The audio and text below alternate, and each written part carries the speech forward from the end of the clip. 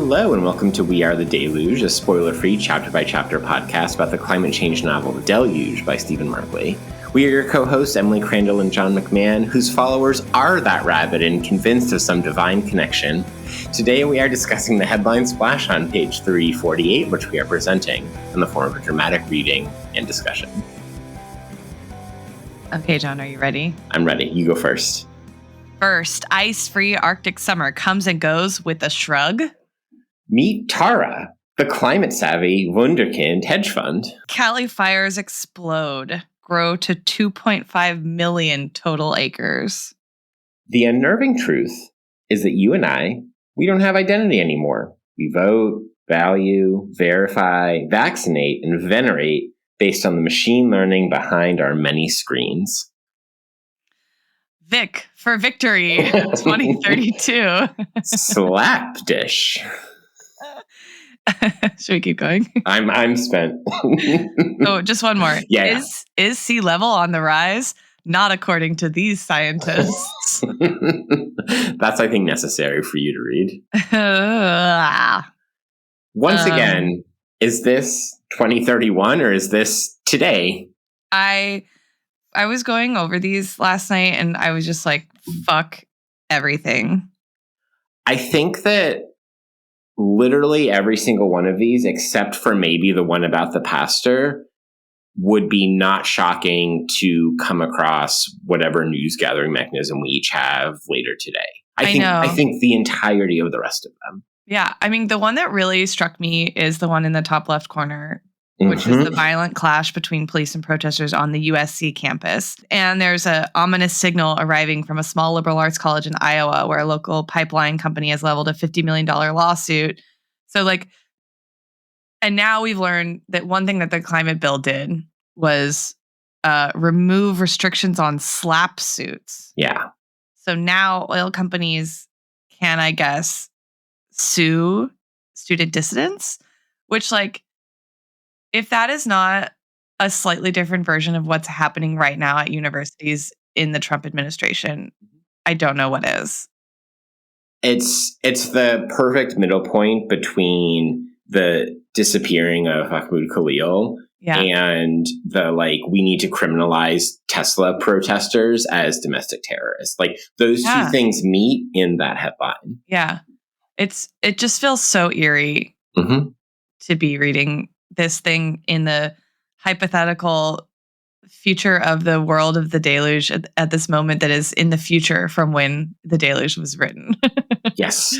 Good way to manage all of our timelines. Is it? I don't know. What did you make of in the center, is it the slap dish by itself kind of in parentheses? Is that an ad? I took it as their logo. We have tried this back before, but there's a lot of physical depth to this page, the way that Milky and the team at the publisher have laid this out, right? So some have drop shadows, all that kind of stuff. But the slap dish is gray parentheses around the whole thing, slap in italics, dish in normal lettering. So I took that to mean it's the slap dish logo, i.e. slap dish is one of the mechanisms through which we gather our news headlines in 2031. Slap dish, slap in italics made me laugh so hard. I was like, is it slap dish? Slap dish. Where's the emphasis? That's a great point because you could do it either way. I'm also just laughed at the fact that you had slap, the acronym for the criminalizing dissent lawsuits. I know. Literally right next to it. Slap dish. Yeah, so I also have an admission to make. Okay. This touched me personally in ways I was uncomfortable with because when I was in college, I wrote for and then was eventually one of the editors of this lefty alt mag that came out once a month. And the name of that newspaper, which mercifully does not exist online, and I hope never does, was Disclaimer, but the dis was in brackets. Stop.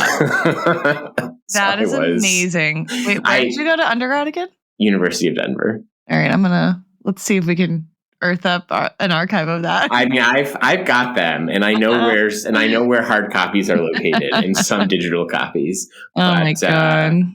So that hit hard when they had slapdish in parentheses. Yeah.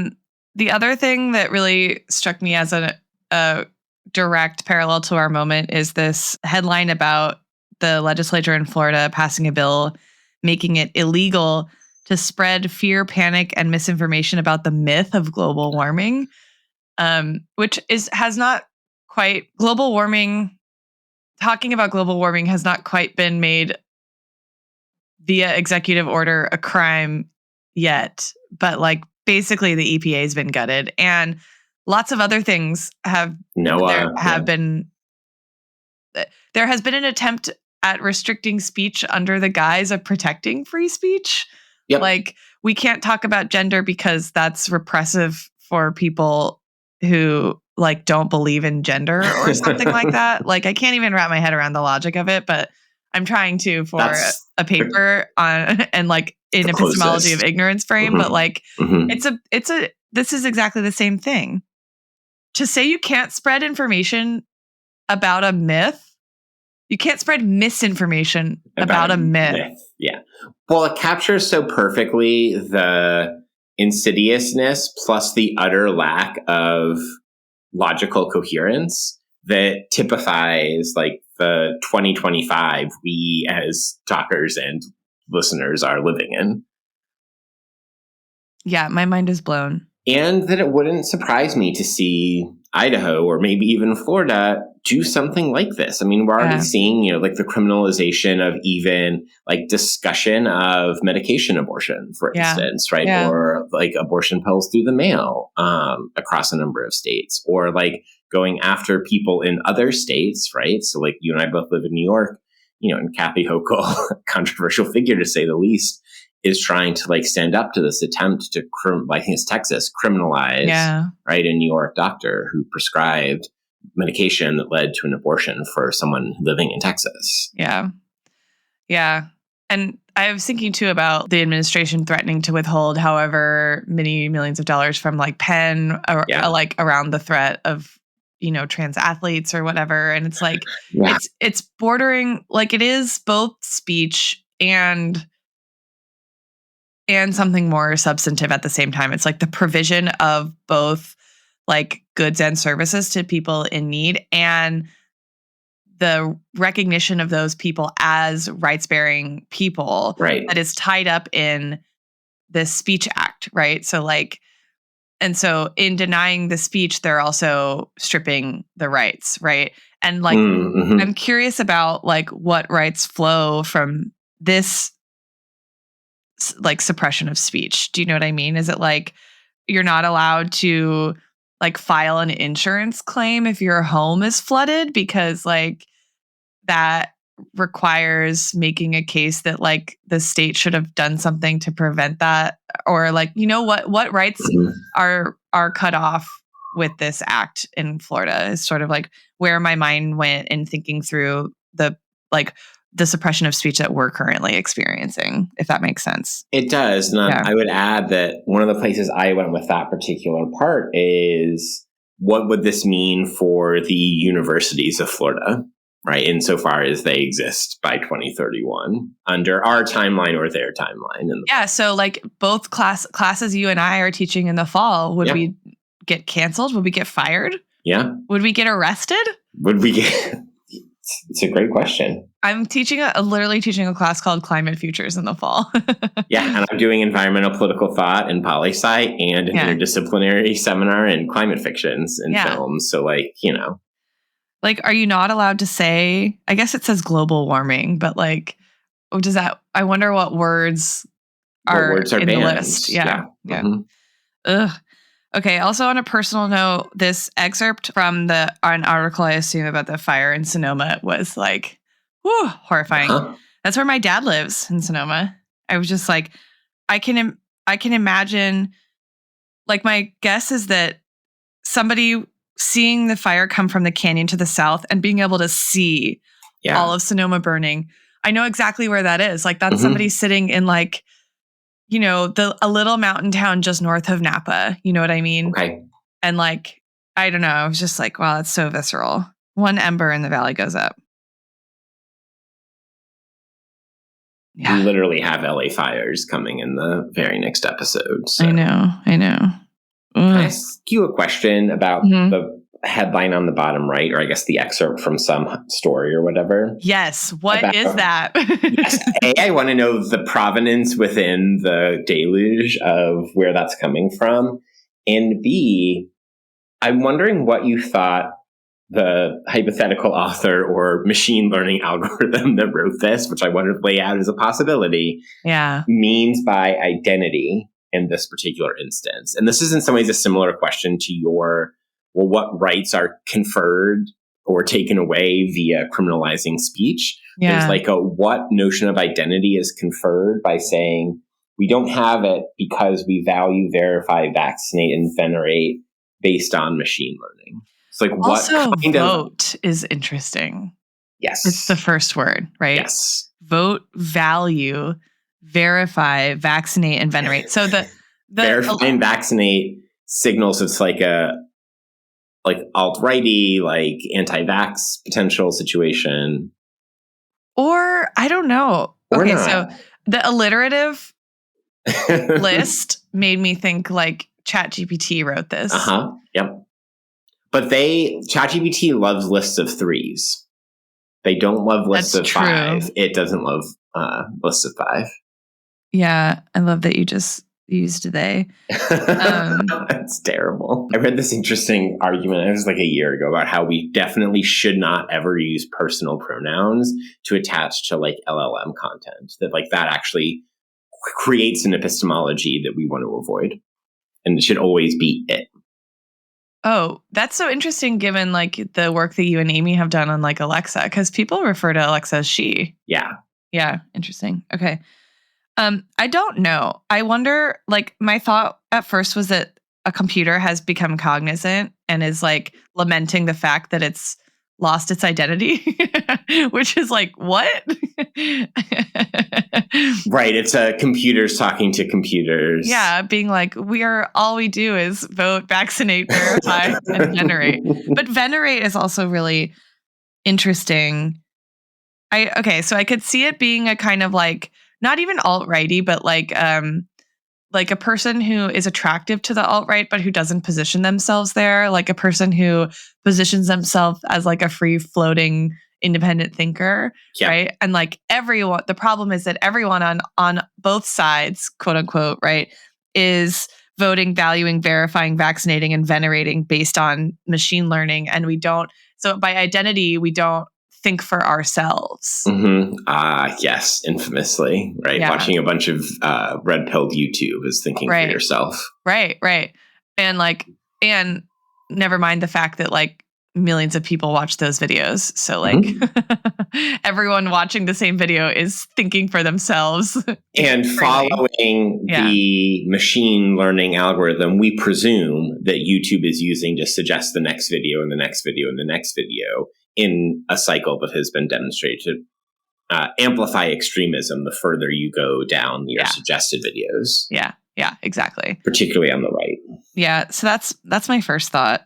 I don't know. Did you have a different thought? I'm also like really interested in the idea that it's a computer that has cognition.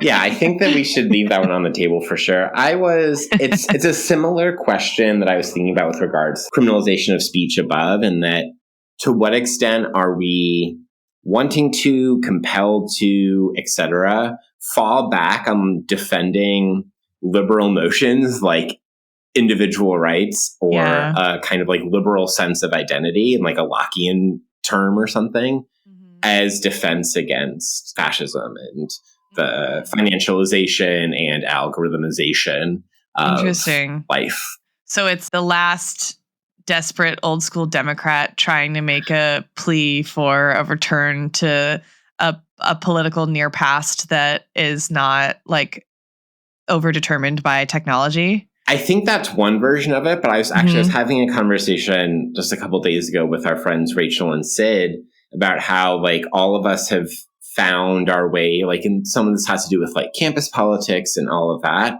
to articulating positions in a language that speaks to those kind of classically liberal values, even as we all have our lefty critical theory, Marxist-y, whatever, right, critiques of those liberal positions, values, ideas, concepts. So which actually I think will probably set up that's a preview for my theory in the Tony chapter. Ooh, okay. I love that. Man. Also, birthright citizenship has been struck down. Yeah. Which is on the table. Mm-hmm. In our moment. Mm-hmm. Something called the American Patriot League is just murdering migrants at the border. Seemingly with full impunity. We got introduced to them, right, in the last Keeper chapter. Yeah, because his white supremacist friend is a member of that. Yeah. Yeah. But it seems like now they have by carrying out acts with impunity, they've been vested with a little authority by the state, right? It makes one wonder if Prira deputized right-wing white nationalist militias to perform state violence or under the cover of the apparent legitimization of state violence. Yeah. Do you mean like explicitly or in effect? Both and? Yeah. I mean, I think that's a safe assumption based on this headline splash. Mm-hmm. My only last thought that I'll add is, what is a climate-savvy hedge fund? And this is a little bit of cryptic foreshadowing. I want to put in the Tara fund, but also just what is the character or nature of a climate-savvy hedge fund? I don't know. Like that it is calibrated to capitalize on risk? Yeah, I think so.